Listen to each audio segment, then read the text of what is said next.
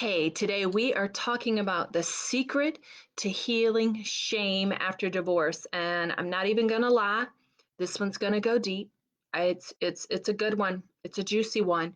And I think for men in particular, this is a really important topic because I do feel like men are not allowed in our culture to express shame, to to express their emotions, just not even just like shame, but any feelings of vulnerability, sadness.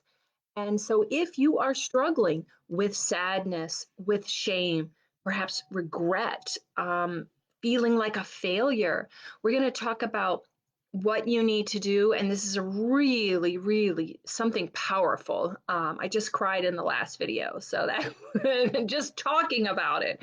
So, I feel like we live in a culture that puts marriage as an achievement, as an accomplishment. And we're told that divorce is a failure, right? And so you've got this cultural message that we're a failure.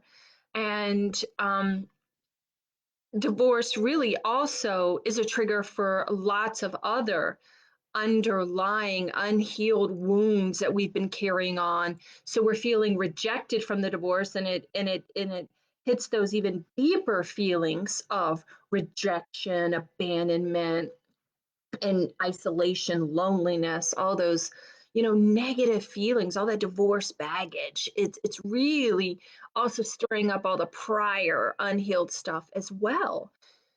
So I think that divorce is particularly difficult to navigate for men for a multitude of reasons. One is that women are the ones typically that file. 75 to 80% of the time, it's the women that file for divorce. And we get into a whole thing on that. I can do a whole video on that. So women have had more time to process the emotions, to grieve the loss of the marriage, to prepare than men in particular.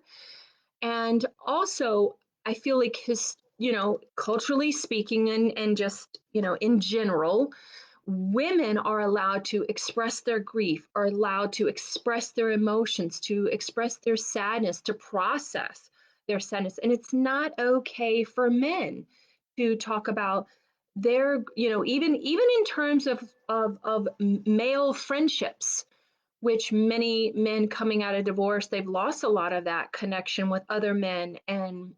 And I really understand how powerful male friendships can be, but it's still not, even in a lot of male friendships, okay to share our deep inner feelings and to share our vulnerabilities, even with other men that we feel safe with. And I cannot tell you how many podcasts I've been a guest on where I'm talking about gender differences in divorce and men in divorce.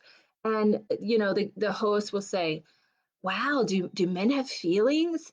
Do they talk about them? And I'm like, oh my God, yes, yes, yes. If you provide a safe space for men to share and connect and be open, they absolutely have deep inner feelings and are grieving the loss and the pain that comes along with divorce. What and I know this because I've also worked with other colleagues who work with men, and like, I'm thinking of one colleague in particular who's very open about his own like sexual abuse trauma growing up. And he, just the surprise and shock on his, that he's just so open about it. And it's not safe for men to express those things. It's just not okay. Men aren't allowed to to to be vulnerable, really, to open up and to express that they're scared or they're frightened, because we put men in a certain protective provider role, and that's all that they can be. They can't be these multidimensional facets. And so that's why it's really key to do the inner work, to provide that safe space for your inner little boy to feel safe. And so many men aren't even allowed to do that. And it's really such a shame because so many men are carrying around so much trauma and so much unhealed, like abandonment wounds, and so much trauma, like complex trauma from childhoods, and deep, deep shame. And so it's really vital that you practice these things that I'm going to talk about today. And wow, this really got deep because it's just, this is a complex topic, and I didn't realize, like, I've already into 5 minutes about like men in our society, and how difficult it is for men. So know that. So I want to validate your experience and maybe just understand that. And so that's where I'm going next, which is radical self-compassion. Give yourself that compassion that society doesn't even give you, that friends may not even be giving you. Give yourself that validation, allow yourself to grieve, process, and say it's okay. It's okay. You did the best that you could under the circumstances. You made mistakes. That's okay. We all make mistakes. Okay. So that radical self-compassion is really key. And to go one layer further, this is where, like, really releasing that shame, really letting go of those toxic feelings and traumas. And this is where those deep wounds come in, is understanding, and I'm using this term, is it's all about unconditional embrace of all of those facets of you, the facet of you that feels lonely, the facet of you that is mired in deep shame, the part of you that is the high achiever, the part of you that feels jealous, the part of you that's angry at your ex, right? Like all those facets of you, you need to take time and space and really unconditionally embrace those parts of you. Now, people call this shadow work in some of the spiritual circles, where however you want to like term it, or name it, whatever you want to call it, it doesn't really matter. It's really about sitting with those deeper parts of yourself and seeing them, acknowledging them, and allowing them and loving them unconditionally. That's the secret, because I had an incident kind of recently where I had to kind of do some shadow work because my son had brought up something about me that I didn't like. And we're kind of in denial about those parts that we don't like about ourselves. We tend to brush those away, or try to excuse it. And but I did some shadow work around that part of me that was really just bitchy and self-righteous. And by just unconditionally embracing that part of me and seeing her for what she, that splintered fraction part of me, really what I recognize is like, wow, she's just protecting me.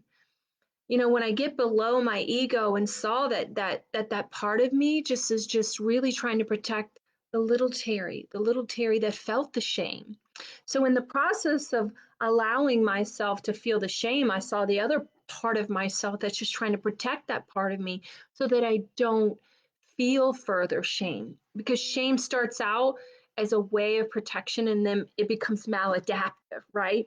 So by embracing both parts of me, that shamed part of myself that was in that shame spiral, and that part of me that was trying to protect myself, and embracing both parts of it, it no longer controlled me. And I can see it from clarity. I could see it from a place of of not allowing it to control me anymore. I could see and embrace it and love it, and just say, I see you. It's okay. I got this. I got this. And I could then act and respond from that higher version of myself, that loving version of myself.